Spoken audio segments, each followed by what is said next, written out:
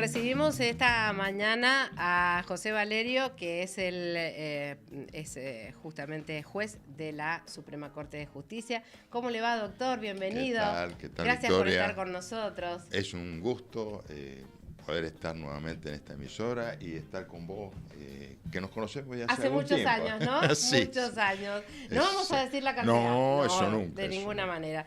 Bueno, vamos a decir que además de ser juez de la Suprema Corte, es juez de la Cámara del Crimen por concurso, miembro titular de la Segunda Cámara del Crimen de la Primera Circunscripción Judicial de los Tribunales Ordinarios de la provincia de Mendoza, profesor adjunto con dedicación semi-exclusiva de Derecho Constitucional de la Facultad de Derecho de la UNCUYO y profesor asociado con dedicación simple de Derecho Penal 1 de la Facultad de Ciencias Económicas y Sociales de la Universidad de la Aconcagua. Presidente del Instituto de Derecho Penal y Derecho Procesal Penal Comparado desde su fundación, que fue allá por el 2008. Recuerdo que hicimos una jornada en la legislatura. 2003. Exactamente. Que fue creado como ámbito plural y que estableció como motivación de su accionar promover la extensión de la oralización, la total implantación del sistema acusatorio penal. Parecen palabras difíciles, pero si él las explica, porque tiene muchísima llegada a la gente, es mucho más fácil.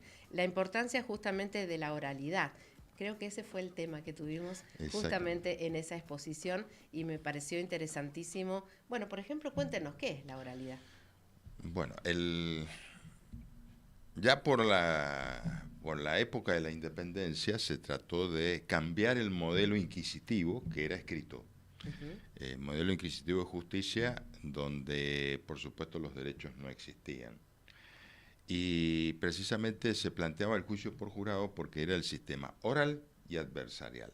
Esas jornadas promovían la oralidad como inicio del profundo cambio que era necesario hacer, como primer paso para establecer la adversariedad y el juicio por jurado. La oralidad es resolver en forma oral en audiencias donde, personalizada la función del juez, del fiscal y del defensor, se exponen la teoría del caso, decimos nosotros, que es en qué consiste el hecho, qué prueba hay, los alegatos de las partes, y el juez toma una decisión en forma oral. No en forma escrita, que en forma escrita sabemos que la termina siendo un funcionario o un empleado en el mejor de los casos, y el juez lo único que hace es firmar. Entonces, es cambiar ese concepto de la vieja justicia, más allá de que la vieja justicia también estaba basada en la idea de la prisión, la prisionización, es decir, las personas de entrada nomás, sin saber si eran culpables o no, estaban privadas de su libertad. Y no había límite para eso. Claro. Bueno, todo eso se trató de romper desde la independencia en adelante. Se fue mejorando, pero la oralidad no cuajaba. Y entonces, bueno, nosotros tratábamos de imponer la oralidad. Este proceso que vivimos desde el año 2016 hasta ahora, lo que pretende es eso, avanzar sobre la oralidad. Hemos avanzado sobre ello, hemos avanzado sobre la adversariedad. Es decir, ¿qué significa adversariedad? Que no es el juez el que todo lo sabe, todo lo ve y todo lo puede, que es el concepto inquisitivo. Claro. El juez es como Dios. En cambio, en la adversariedad son las partes las que vienen le hacen los alegatos en forma pública en la audiencia, son los que ofrecen la prueba, lo que producen la prueba. No es el juez el que toma la iniciativa probatoria y de acuerdo a eso lo resuelve. Esa es la adversariedad. Y el juicio por jurado es por excelencia adversarial, que está previsto en la Constitución Nacional, que bueno, lo tenemos en la provincia desde el año 2018, rige desde el año 19. ¿Fuimos pioneros en todo lo que fue la modificación de la justicia, digo, por Mendoza? No sé si pioneros, lo que pasa es que éramos los más díscolos. Y entonces planteamos muy frontalmente, frente a las posiciones tradicionalistas, producir cambios. Había que producir, para la oralidad no se puede seguir teniendo la idea de juzgados unipersonales, donde el juez es el líder de la unidad judicial. Eso no existe más. Esto es parte de la modernidad. Ni siquiera hace falta hablar de lo que fue la independencia. Solamente con ver la modernidad. Nosotros tomamos un teléfono hoy y si tenemos una necesidad, por ejemplo, de pedir una receta, tenemos que hacer el token, es autogestión. Claro. Autogestión. Autogestión. Ya no hacemos como hace 30 años atrás, que para conseguir un préstamo simple y sencillo teníamos que llevar los 3 últimos bonos de sueldo, Sí, certificado claro. y todo lo demás, y después que llenábamos la carpeta nos decían dentro de 15 días le avisamos. Ahora no, abrimos una aplicación, en pocos segundos presionamos la pantalla y tenemos acordado inmediatamente un préstamo. Fíjese la diferencia. Absoluta. Pero en la justicia todavía hay muchos que siguen pensando como en el siglo XIX, principios del XX, Claro. creyendo de que la tecnología es escanear viejos expedientes y seguir de la misma manera. Esto es un grave error. Claro. Esto es un grave error. Bueno, la oralidad es el inicio de ese proceso de cambio. Oralidad, adversariedad y juicio por jurado, que es lo que venimos insistiendo en la provincia. Uno de los indicadores más importantes es determinar cuántos funcionarios. Cuando hablamos de funcionarios, estamos hablando de secretarios y prosecretarios con relación a los decisores, es decir, con relación a los jueces. ¿Cuántos secretarios y prosecretarios hay en promedio en cada fuero por cada juez? Si nosotros vemos que por cada juez hay muchos, más de uno, 1,5 o 2, preocupémonos, porque Claro. quiere decir que el que está proyectando la sentencia son, es lo que suele decir, se proyectan la sentencia. Son los prosecretarios, son los secretarios y no son los jueces. Yo, por ejemplo, cuando voy al médico, el que proyecta el diagnóstico no es la enfermera que me atiende o el empleado, Claro. es el médico. Es el médico. Bueno, lo mismo tiene que pasar en la justicia. Eso es lo que nosotros promovemos, que sea el juez el que tenga que tomar intervención directa y tomar decisión.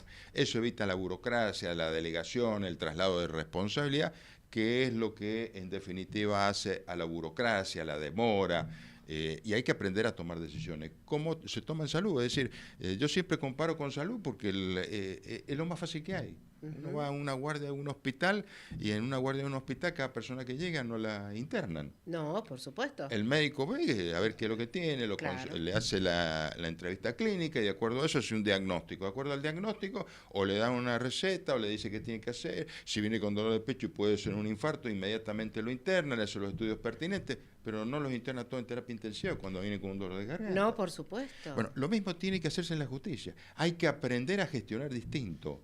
Para gestionar distinto hay que romper las estructuras. Esto es lo que venimos promoviendo. Y la oralidad era el punto de partida para romper esa estructura, Claro. esa forma de mentalidad. Mindset, se dice en inglés, ¿no es cierto? Mentalidad. Claro. Mentalidad. Bueno, hay que cambiar la mentalidad. Hay que tener una nueva forma de entender cómo vamos a emprender la justicia del futuro. Usted sabe que permanentemente, y esto lo escuchamos en forma, no solamente acá en Mendoza, lo escuchás en Buenos Aires, cualquier problema o situación que se da, desde el punto de vista penal, por supuesto, la queja, la justicia tiene la culpa. ¿La justicia tiene la culpa de todo? No, lo que pasa es que la justicia tiene parte de su responsabilidad. Pero ¿qué es la justicia? El servicio de justicia es amplio, es el Poder Judicial en materia penal, el Ministerio Público, la Defensa Pública y los abogados. O sea, si nosotros, antes el Ministerio Público estaba dentro del Poder Judicial, es decir, funcionaba y dependía directa o indirectamente del Poder Judicial. ¿Por qué? Porque se había que designar personal, se había que ascender y todo lo decidía la Corte. Claro. Bueno, eso con el nuevo proceso de transformación, a partir del 2016, ¿qué se hizo? Se le dio más autonomías al Ministerio Público, ya lo tenía desde el 2018, con el procurador González, se sancionó la ley 8008, pero él era el jefe también de la defensa pública. Fíjese el absurdo. El jefe de la acusación era el jefe de los defensores. Bueno, a partir del 2016 se sancionaron las leyes para que se separara definitivamente y entonces el proceso es más claro, más transparente y entonces la procuración, por un lado, el procurador es el jefe del Ministerio Público, que es el que recolecta la información, el que acusa y por el otro lado la defensa pública y los abogados particulares. Esto contribuye a mejorar el funcionamiento y la claridad. Y entonces el juez, no, como dice el maestro Alvarado Belloso, que es un jurista prestigioso, ha sido juez y todo, dice, los jueces no solamente deben ser independientes e imparciales, deben ser imparciales, no son parte. No son Porque parte. si el juez empieza a buscar él la prueba o anda ordenando pruebas, es porque o no sirven las partes, o el juez tiene su propia teoría y va a resolver de acuerdo a su criterio y no de acuerdo a lo que le presentan las partes. Y acá lo que debemos aprender es eso. ¿Qué es lo que ocurre? No hemos comprendido, por eso digo que esto es un imperativo del futuro, la modernización. No hemos comprendido algo básico. Cuando se diseñó, los europeos diseñaron este modelo que estamos tratando de abandonar nosotros de justicia, había un puñadito de abogados. Claro. En el mundo. Sí, sí, en sí. Francia, en Alemania, en Argentina menos todavía había. Menos. Con ese puñadito de abogados había que tener jueces, funcionarios principales del Estado y abogados particulares. Hoy en Mendoza tenemos aproximadamente 10.000 abogados que están en actividad, sea en actividad privada, ejerciendo la profesión, o en actividad pública, en cargos públicos. Aproximadamente. Tenemos 2 millones de habitantes, o sea que tenemos un abogado cada 200 habitantes. Más que enfermeros. Es fácil. Dividamos 2 millones de habitantes por 10.000 abogados. Y ya tenemos 200. ¿Cómo podemos organizar el servicio de justicia igual que cuando había un abogado cada 5.000 o 10.000 habitantes? Claro. Es incomprensible. Claro. No entienden, hay muchos que no entienden la modernidad. A eso sumémosle la tecnología que recién hablábamos, el cambio, la concepción. Y algunos todavía siguen con el expediente, no papel. Algunos se han modernizado y lo digitalizan, pero todo expediente. Todo expediente. Notifican de la misma manera, se olvidan de que hay formas más modernas de notificación, de aceleración. La autogestión que yo decía recién, así como nos gestionamos o autogestionamos nosotros muchas de las actividades, muchas de las cosas, todo. Seguro.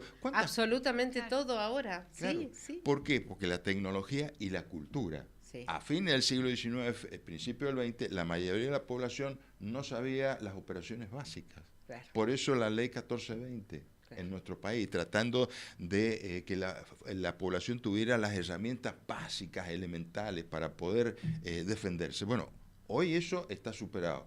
Por supuesto que existen críticas sobre la educación primaria, que no resuelve todos los problemas de la modernidad, pero lo básico hoy lo tenemos. Entonces, hay tecnología, hay cantidad de profesionales y hay una cultura en la sociedad. Solamente perdón el término, un troglodita puede seguir pensando como en el siglo XIX. Claro, claro, totalmente. Estamos junto al doctor José Valerio, juez de la Suprema Corte. Doctor, habíamos quedado en hablar de juicios por jurado. Exactamente. ¿Qué son los juicios por jurado? Bueno, el juicio por jurado es una institución muy antigua, pero a su vez muy moderna. Modernamente se habla de la participación del pueblo en la toma de decisiones. Bueno, esto no es nada nuevo. La democracia ateniense tenía los juicios por jurado, con las características propias de la democracia ateniense. Ese concepto que tenía Aristóteles de la democracia ateniense decía, se es ciudadano cuando se tiene dos funciones, cuando se gobierna y cuando se juzga. Es decir, la función de juzgar era una de las dos funciones fundamentales para ser ciudadano.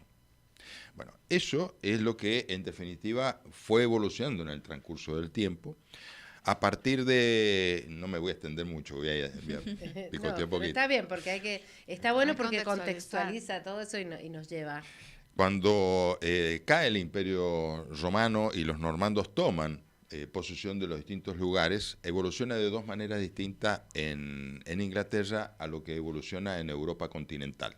Mientras que en Inglaterra aparece o se transforma eso que se llamaba los jurados grupales. El jurado grupal era, imagínense, en el siglo VII, VIII, X, no había registro de propiedad, no había registro civil. Claro. Entonces eran los vecinos los que tenían que decir quién estaba casado con quién era hijo de quién, para determinar quién era el que sucedía, quién le correspondía la propiedad, quién tenía razón. Bueno, había juramentos individuales y juramentos grupales. Los juramentos grupales eran los jurados, que juraban decir lo que sabían. Estos se transformó en el modelo inglés en los jurados de los hechos. Con el transcurso del tiempo, los normandos, que tomaron posesión de Inglaterra, permitieron que los sajones siguieran juzgando ellos mismos. Por eso los jueces eran normandos, pero los sajones eran los que juzgaban. Y entonces el juicio por jurado se transformó en lo que nosotros conocemos, o sea, después evolucionó, pero ese fue. Mientras que en la Europa continental se transformó simplemente en testigos. Y tenían alta desconfianza y ponían toda su esperanza en los técnicos. en lo que fue en los jueces técnicos. La Inquisición contribuyó a eso, contribuyó con el expediente, mientras en la otra tradición fue la oralidad. Esto modernamente derivó en dos grandes modelos, que fue el modelo inquisitivo, que es el modelo donde la tortura, el azote era permitido para descubrir la verdad, porque la verdad era algo que existía en sí mismo, o este otro concepto, el anglo, ¿no es cierto?, derivado de esta concepción, donde la verdad no era que existía, sino era decir la verdad, era jurar lo que se sabía que era. Entonces son dos conceptos distintos. Uno es la búsqueda de la verdad, que es una concepción propia de la Inquisición.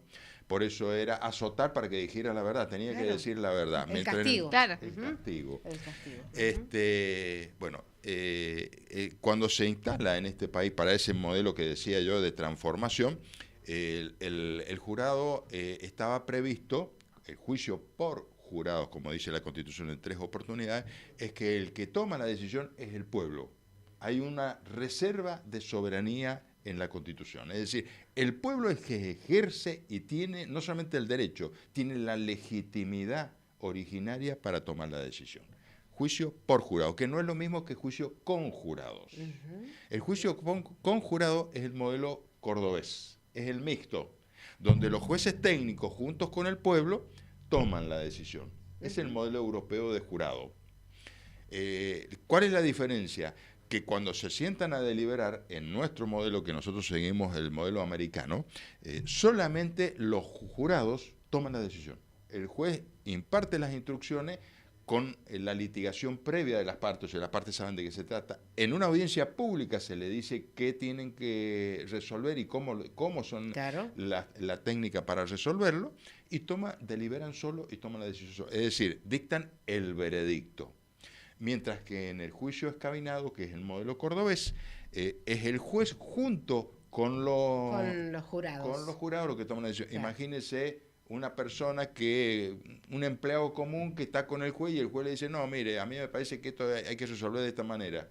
Va a ser la opinión del juez, ¿no? Exactamente. Claro. Ese es el concepto de participación. Claro. O sea, convocamos a participar. En cambio acá no, acá ejerce la soberanía. Me preguntabas antes del corte, la gente cómo lo toma. Bueno, existe, como todas las cosas en la vida, existen distintas formas de encararlo. Hay personas que están entusiasmadísimas. Es más, algunas hasta a veces se llegan a molestar si no son seleccionados. Es decir, o sea, hay personas que les encantaría salir, poder ser. Porque es por sorteo, ¿verdad? Es por sorteo. Y después hay una audiencia de selección y después de los que quedan se sortean los 12 titulares y 4 suplentes. ¿Qué es lo que ocurre? Que muchas veces no quedan y entonces, bueno, se quieren quedar. Y hay otros que prefieren ir a trabajar o estar con los hijos, a dedicarse a otra actividad. Y bueno, se tienen que quedar porque es una función. Y tienen que cumplirla. Y no es rentada. No es rentada si la persona tiene su trabajo, se le compensa al empresario, se pide, ¿no es cierto? Si no tiene trabajo, se paga. Bien. Ahí se paga. No es una cuestión, digamos, de gran importancia, pero sí una compensación. Una compensación. Ahora, ¿será por las horas que se dedica por y día, todo eso? Por día. Por día, se toma por día. Ahora, ¿qué es lo que ocurre? Que en el trajín del trabajo para hacerlo es cuando se van dando cuenta. El que al principio a lo mejor no es muy propenso, después ya se empieza a entusiasmar y empieza a ver cómo funciona. Y cuando se van entusiasmadísimos. Tienen otra imagen de cómo debe ser la justicia, no cómo es. Guarda. ¿Por qué? Porque el jurado no es lo que es lo que debería ser. Bien. Entonces, lo que advierten es cómo debería funcionar la justicia. Entonces, la imagen de lo que se van no es de lo que hacemos todos los días, sino de lo que deberíamos hacer todos los días, pero que lo hacemos solamente cuando viene el jurado, que es mejorar la técnica de selección, mejorar la técnica de la prueba, y ahí entonces la gente se va con otra visión de lo que es la justicia. Esto es muy importante y hace a la ciudadanía. ¿Por qué hace a la ciudadanía? No solamente porque el pueblo aprende, sino principalmente porque la dirigencia aprende. El juez tiene que aprender, porque tiene que aprender a explicarle a la gente de forma tal que entienda. Tiene que bajar la soberbia de creer que se la sabes toda. Bien, bien. El fiscal tiene que aprender a transmitir cómo es la acusación, qué prueba sirve, qué prueba no sirve, cómo va a interrogar, la defensa lo mismo. Esa forma de explicar para poder tomar una decisión contribuye también para que el ciudadano aprenda a tomar decisiones en otro sentido. Por ejemplo, cuando tiene que elegir un gobernante, un representante, cuando tiene que tomar otro tipo de decisiones, porque empieza a seleccionar, empieza a aprender a cómo se selecciona la información. Claro. Por eso esto es muy importante a la democracia y a la ciudadanía. Tocqueville decía que era la escuela primaria, el juicio por jurado, porque el ciudadano aprende cómo son sus derechos y cómo se ejercen. Y se puede hacer en la escuela primaria, ¿verdad? ¿Ustedes están haciendo algún tipo de acercamiento? Sí. En San Rafael el grupo de jueces viene trabajando hace mucho, nosotros hemos tratado de hacerlo, bueno, con distintas repercusiones. En algunas facultades se está también haciendo el simulacro de juicio por jurado, y esto contribuye, porque entonces también los más jóvenes van aprendiendo una cultura distinta. Esta es una cultura donde el pueblo es el que toma decisiones, pero no solamente toma, sino que aprende a tomar. ¿Pero cuánto hace que nosotros tenemos los juicios por jurado? Desde el 19 se están haciendo con jueces por jurado. ¿Y cuál, usted, bueno, como alguien de tantísima experiencia, cuál es su evaluación de cómo se ha desarrollado en Mendoza? Y esto que le decía, hay gente, como usted dice, que está contenta de que le toque, pero hay otros que, por ejemplo, en el caso de situaciones penales, dicen: a ver si después cuando sale me busca porque yo fui parte del jurado. ¿Se dan estas cosas, estos planteos? La verdad que yo no tengo conocimiento. Bien. Puede tener dudas. Bueno, pero imagínense lo que pensamos de un juez, entonces. Ni hablar. Un juez con mayor razón, pero Con está identificado. Sí, más que identificado. Exactamente. En cambio acá nosotros tratamos de cubrir, no digo el anonimato total, pero sí la reserva de quienes son jurados, cosa que se evite las situaciones de presiones, de alguna influencia antes o influencia posterior. Claro. Bien. Y bueno, esa evaluación suya ha sido buenísima desde el 2019 hasta acá. Yo creo que ha sido muy buena, incluso han habido 2 leyes que han ampliado la cantidad de delitos. Empezamos con los delitos de homicidios agravados del artículo 80, crímenes causa, etcétera. Pero ¿qué ocurre? Que el planteo que nosotros hicimos para el juicio por jurado tenía algunas características. Unanimidad, no como otras provincias que requieren mayoría.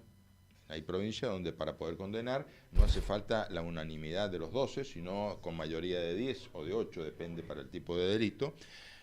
No se puede renunciar, por ejemplo, en Provincia de Buenos Aires se puede renunciar, acá no se puede renunciar. O sea, una vez que asumís el compromiso, tenés que quedar... No, me refiero al juicio por jurado, no pueden las partes renunciar al juicio por jurado. Acá, todos los homicidios se hace por juicio por jurado. En Provincia de Buenos Aires no. Ajá. En Provincia de Neuquén, el fiscal es el que en definitiva maneja si se pide o no juicio por jurado. Bien. Entonces hay otra forma de entenderlo. Y esto también contribuye porque acá no hay discusión sobre la conveniencia, no hay especulación. Acá es, este delito, está acusado de este delito, corresponde juicio por jurado y se hace juicio por jurado. Las 2 leyes que se han dictado han ampliado sucesivamente el juicio por jurado. La anterior ley se llevó a los delitos de robo, homicidio en ocasión de robo y homicidios con arma de fuego. Y la última fue para todos los homicidios y el caso del robo con lesiones graves o gravísimas. ¿Qué ocurre? Que esta última ampliación yo la venía proponiendo en la anterior. ¿Por qué? Porque yo ya veía viendo que la técnica de litigación mejora. Entonces, ¿qué pasa? El fiscal ya sabe que hay cosas que no tiene que investigar porque no son necesarias, no sirven, no pierde tiempo. Y también sabe cómo es su teoría del caso, es decir, sabe seleccionar la prueba y no busca pruebas que no necesite o que no sirve. Y esto contribuye a acelerar los tiempos. Ustedes habrán visto que los juicios por jurado no se hacen a los 3 años. Normalmente se hacen antes. Antes, claro. Fíjese la diferencia. En sí. cambio, los juicios técnicos empiezan mucho más tarde. Y otra característica más, se inicia un juicio por jurado, dura 3 días, 4 días, 5 días y son sucesivos y se dicta sentencia. En los juicios técnicos estamos 3 meses. Porque hacen una audiencia, suspendemos para la semana que viene. Hacen otra audiencia, suspendemos para dentro de 15 días. Hacen otra audiencia para dentro... Fíjese la diferencia en la técnica y en la gestión. Ahora, eso es porque todos se ven obligados, por eso a algunos no les gusta, porque ya tienen que estar a disposición del sistema y no a disposición de los intereses personales de cada uno. Es decir, yo tengo que dar clase, no, mire, a usted se le paga para ser juez, para ser fiscal o para ser defensor, y entonces tiene que estar acá sentado y tiene que resolver. Claro. Esa es la diferencia. Claro. Cambia la técnica, cambia la gestión. Le da agilidad, le da transparencia. Todo el mundo ve. Claro. Nada de y además, fíjese, incorporar por lectura. Como claro, y la diferencia, ¿no?, de cuando decimos, no, lo que pasa es que la justicia es lenta. Esos son prejuicios. La justicia es lenta realmente, y le había consultado previamente. De todo tiene la culpa la justicia. ¿Y qué hacen el resto de los poderes? Y el resto de los poderes tienen sus responsabilidades, cada uno tiene sus responsabilidades. El legislativo tiene que sancionar leyes que sean acordes a la situación que se vive y a lo que viene a futuro. Es decir, las leyes son para el futuro, no para el pasado. A diferencia de la justicia, que nosotros resolvemos hechos pasados. Claro. ¿Qué ocurre? Que los legisladores y el Ejecutivo, que tienen la capacidad y tiene alta influencia en la legislatura o en el Congreso de la Nación, lo que tienen que promover leyes pensando en el futuro, no en el presente o en el pasado, o en el titular del diario de mañana.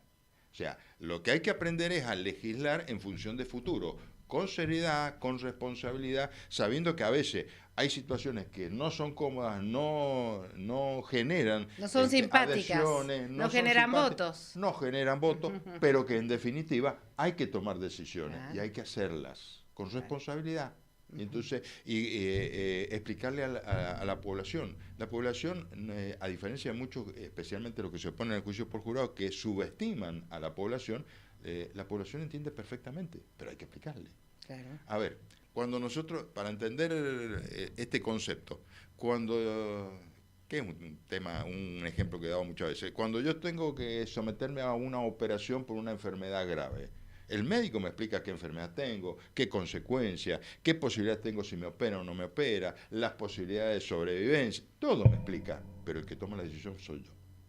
Lo mismo ocurre con el jurado, es decir, el juez le explica qué hecho ocurrió, las partes ofrecen la prueba, producen la prueba, después le dan la instrucción y dice, mire, usted para que el delito de homicidio esté acreditado, el fiscal tiene que haber probado esto, que fulano murió, que murió en estas condiciones, con estas características y todo lo demás. Si está todo esto probado, es culpable. Entonces, se firma. Si no, veredicto de no culpabilidad. Bueno, ¿qué es lo que está haciendo? Está haciendo lo mismo que el médico. Le está explicando cómo es y toma la decisión. Y el pueblo es plenamente capaz para tomar esa decisión. O sea, hay que aprender, nosotros, los que nos creemos que la sabemos todas, aprender que el pueblo es mucho más sabio de lo que nosotros creemos. Sabiduría no es erudición. Que lean muchos libros no es sabiduría.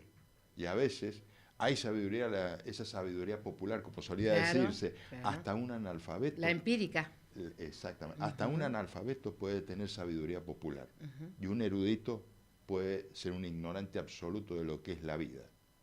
Entonces hay que aprender estas cosas. Doctor, yo le decía la necesidad de que también se trabaje en todo lo que es esta modernización de la justicia, pero hay formas que ustedes las pueden implementar solos como poder independiente o necesariamente, necesitan ese empuje que realiza el Ejecutivo, que para eso es cabeza de un sistema, a través del Legislativo con leyes. Bueno, nuestro modelo es un modelo donde están los tres poderes por debajo de la Constitución. La Corte no está, ni el Poder Judicial está por debajo del gobernador. Estamos todos por debajo de la Constitución. Estamos todos al mismo nivel. Se le reconoce al gobernador que es el que gobierna, lleva la acción de gobierno, y al legislativo que tiene la potestad, la facultad de establecer las normas, las reglas con las cuales nos vamos a manejar en la sociedad. Y el Poder Judicial es el que decide los casos conflictivos y si la ley es constitucional o no, que por eso es Poder Judicial. Y Poder Judicial son los jueces, no es cualquiera que está en el sistema judicial. Poder Judicial no es el secretario, está en la estructura administrativa del Poder Judicial, pero Poder Judicial en cuanto a poder son los jueces, es el que tiene la capacidad de declarar la no aplicabilidad de una norma. Ese es el Poder Judicial. La casta. Sería la casta. Lo que pasa es que en los pliegues administrativos hay mucha casta. ¿Qué piensa eso usted? El tema de es un término que tiene digamos así, es como un meme.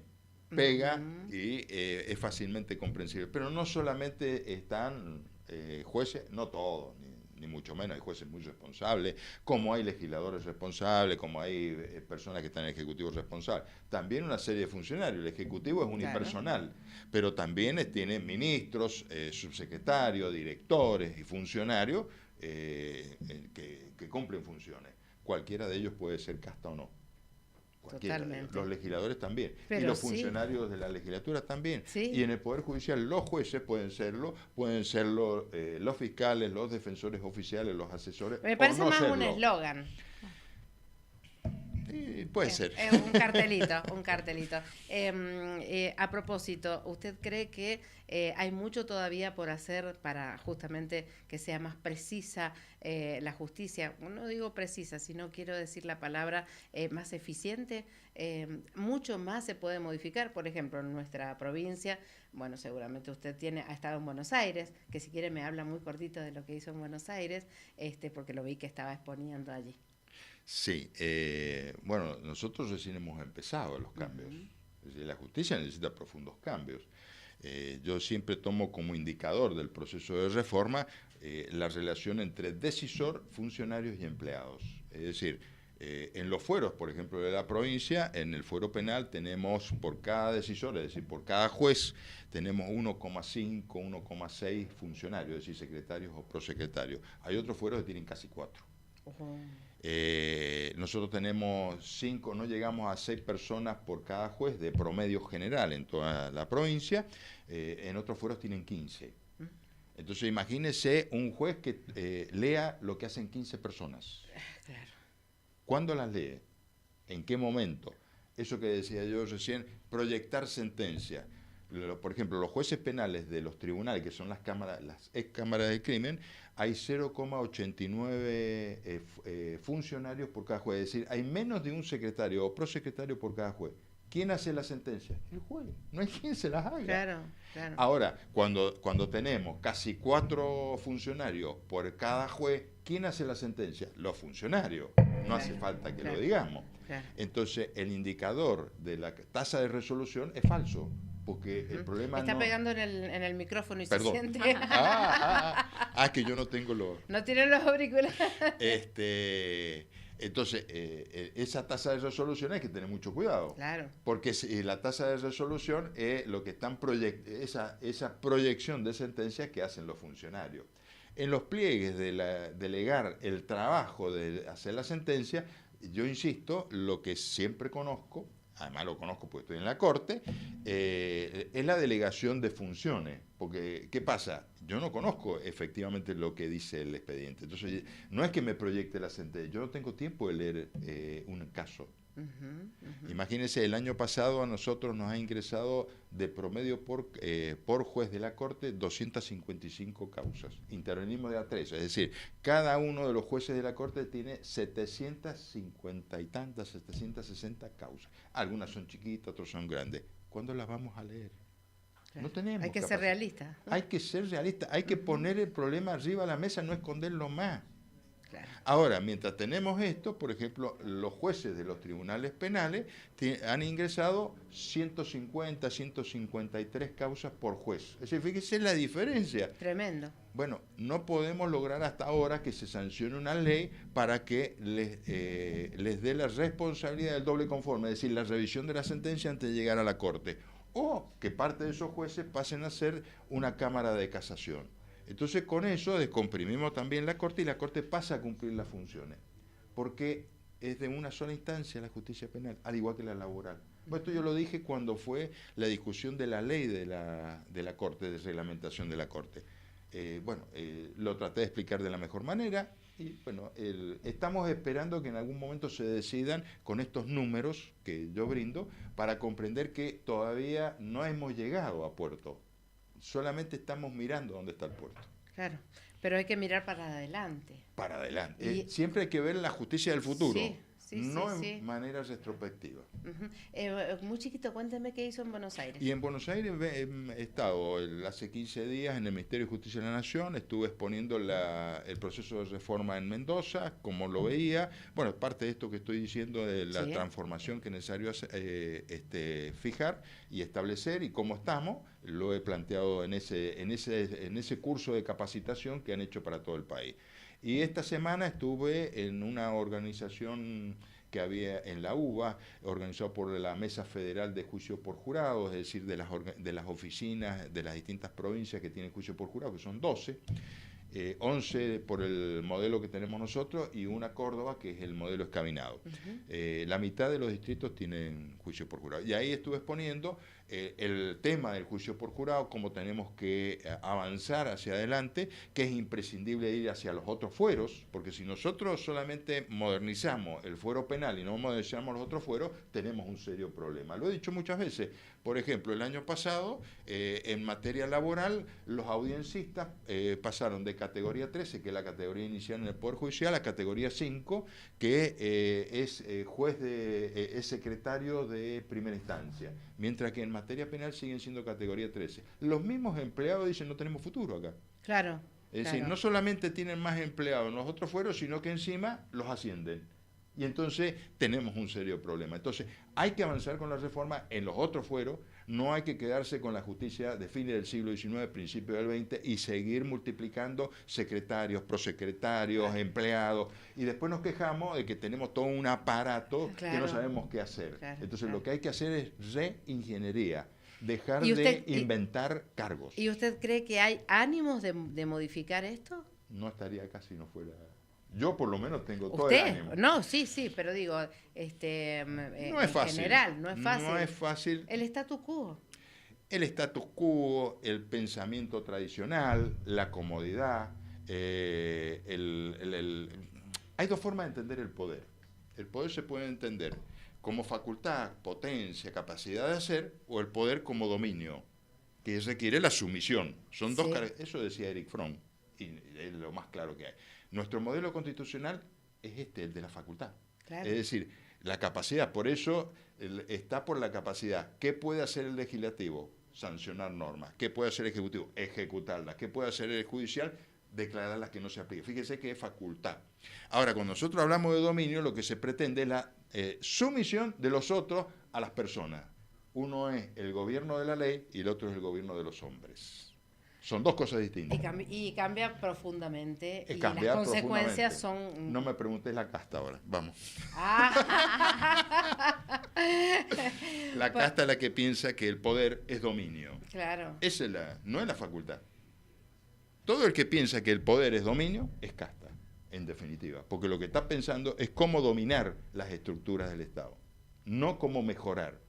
Cómo cambiar en función de las necesidades de la sociedad, cómo cambiar en función de futuro. Entonces, con visión de futuro a veces no es cómodo lo que charlábamos recién. No, por supuesto, pero no es cómodo. Pero hay que hacerlo. Hay que hacerlo. Esto es como cuando nosotros vemos a nuestros hijos y criamos a nuestros hijos y sabemos que a veces una restricción hoy es un beneficio para mañana. Totalmente. Tiene que comprender que hay cosas que no se deben hacer. Y aunque sea ingrato o aunque no sea muy simpático, los padres somos padres, no somos compinches nuestros hijos. Podemos tener muy buena relación, pero yo no soy compinche. No, de ninguna manera. El día que yo soy compinche de mi hijo, lo que soy es cómplice de mi propia irresponsabilidad. Totalmente. O sea, abandono mi responsabilidad como padre. Entonces, esto es algo que es fundamental, pero es una visión distinta del ser humano, de la familia, de la sociedad. Esto es lo que creo que hay que recuperar. Y eso no tiene partido político. Totalmente. A propósito, ¿usted tiene nietos? Sí, 5 nietos. 5 nietos. Una familia muy... ¿Y se da el tiempo para estar, por ejemplo, con su familia? ¿Se tiene que repartir? Bastante difícil. Mi señora es muy mamá y muy abuela, y bueno, eso también ha contribuido a que yo pueda hacer muchas cosas. Totalmente. Es decir, y no es porque lo hayamos charlado ni nada, sino porque ella tiene esa personalidad y yo tengo esta otra personalidad, pero tratamos entre los dos de complementarnos. trato los fines de semana de estar en la familia. El domingo, por supuesto, tengo que hacer el asado casi siempre. Muy bien, como corresponde. Lavar los platos todos los días. Muy bien. Sí, como corresponde. Muy bien. Es decir... deconstruido absolutamente. No sé si desconstruido, pero por lo menos aprendiendo todos los días. Bueno, pues esto de lavar los platos fue a partir de la pandemia. Claro. Porque nosotros tenemos una casa grande. En un momento nos quedamos nada más que mi señora y yo, porque mi hija se encontró en una, en Brasil. Estaba haciendo una cuestión de la universidad, una pasantía. Entonces la agarró ella la pandemia, estaba mi hijo y nosotros dos. Y mi hijo un día dijo, me voy con mi novia. Y se fue con la novia y nos quedamos los dos. Y la casa era muy grande. Hay que limpiar, había que ayudar. Claro, pero así por que supuesto. Bueno, muy bien. Me tuve que arremangar y pasar lampazo, lavar platos. Y bueno, me quedó lo de lavar platos de todos los días. Ajá, muy bien. A mi marido también le quedó eso. ¿Viste? Fantástico. A todos nos enseñó. La pandemia, algunos dicen, ¿cómo es? Que generó muchos conflictos familiares. Yo creo que es como solían decir las abuelas, es como el viento, apaga los fuegos chicos y agiganta los grandes. Muy bueno, doctor. Muchísimas gracias por haber compartido con nosotros y bueno, realmente un gusto que haya estado con nosotros en la mañana del sábado. Gracias por esta claridad a la hora de explicar la justicia, que pareciera algo muy lejano y que sin embargo es algo que es cotidiano en nuestra vida, en la vida de nuestros seres queridos, y como ciudadanos tenemos la responsabilidad de empaparnos, no solamente criticar a quien gobierna, a quien legisla, a quien imparte justicia, conocer un poquito más y sobre todo si aquellos que tienen poder de decisión avanzar en esto que dice el doctor. Mirar para adelante, legislemos para adelante y que, por supuesto, involucre estas decisiones. Pero si no tenés las herramientas, si no legislan, si no cambian las cosas, es muy difícil que podamos decir, bueno, sí, efectivamente estamos haciendo las cosas bien.